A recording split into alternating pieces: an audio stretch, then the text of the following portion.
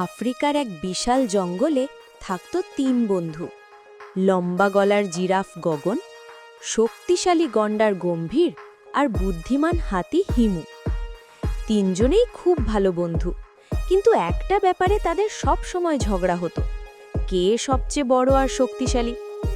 একদিন গম্ভীর গন্ডার বলল, আমার শিং আছে, আমি সবচেয়ে শক্তিশালী। জিরাফ গগন হেসে বলল, আমার গলা সবচেয়ে লম্বা, আমি সবার আগে বিপদ দেখতে পাই। হাতি হিমু শান্ত গলায় বলল, আমার শক্তি আর বুদ্ধি দুটোই আছে। এমন সময় জঙ্গলে খবর এলো, একটা ভয়ঙ্কর সিংহ জঙ্গলে ঢুকেছে। সবাই ভয় পেয়ে গেল। ৩ বন্ধু ঠিক করল, আজই প্রমাণ হবে কে সত্যি বড়।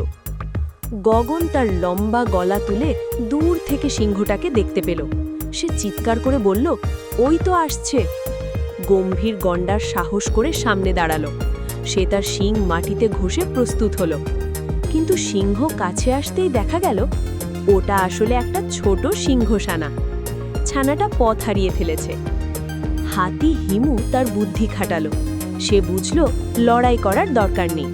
তারা ৩ জন মিলে সিংহ ছানাটাকে তার মায়ের কাছে পৌঁছে দিল। মা সিংহী কৃতজ্ঞ হয়ে বলল, তোমরা সত্যি বড়, শরীরে নয় মনে। ৩ বন্ধু লজ্জা পেল। তারা বুঝল শক্তি উচ্চতা বা শিং দিয়ে নয়, একসাথে থাকলেই আসল শক্তি তৈরি হয়। সেদিন থেকে তারা আর ঝগড়া করেনি। জঙ্গল ভরে উঠল তাদের বন্ধুত্বের হাসিতে।